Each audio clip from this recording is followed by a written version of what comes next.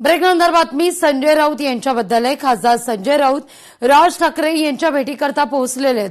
शिवतीर्थावर संजय राऊत दाखल झालेले आहेत।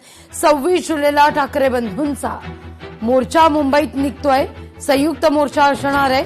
या मोर्चाच्या संदर्भात चर्चा करण्याकरता संजय राऊत शिवतीर्थावर।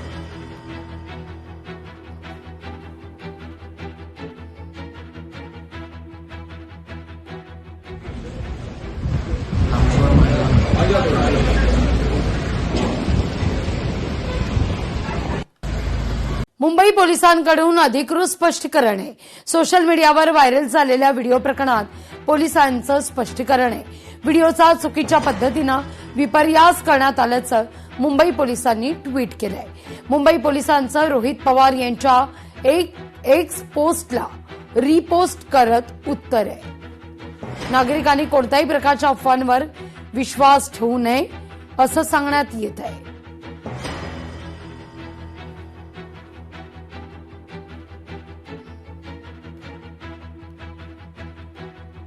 ची सगळ्यात महत्वाची बातमी आहे, कारण मुख्यमंत्र्यांच्या वर्षा निवासस्थानी सुरक्षा वाढवली आहे। दिल्लीतल्या सीजेपीच्या आंदोलनाच्या पार्श्वभूमीवर खबरदारी बाळगली जातीये।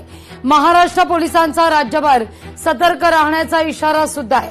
दिल्लीत सुरू असलेल्या सीजेपी आंदोलनाच्या पार्श्वभूमीवर महाराष्ट्र पोलिसांनी आता वर्षा निवासस्थान, जे मुख्यमंत्र्यांचं शासकीय निवासस्थान आहे, त्या ठिकाणी मात्र सुरक्षा वाढवल्याची बातमी समोर येतेय।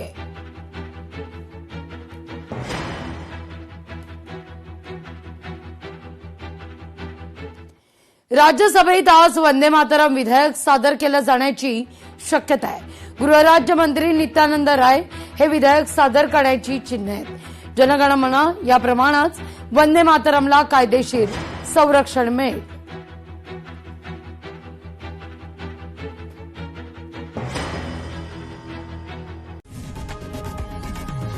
लोकशाही मराठी ऐका, पहा, जागरूक रहा।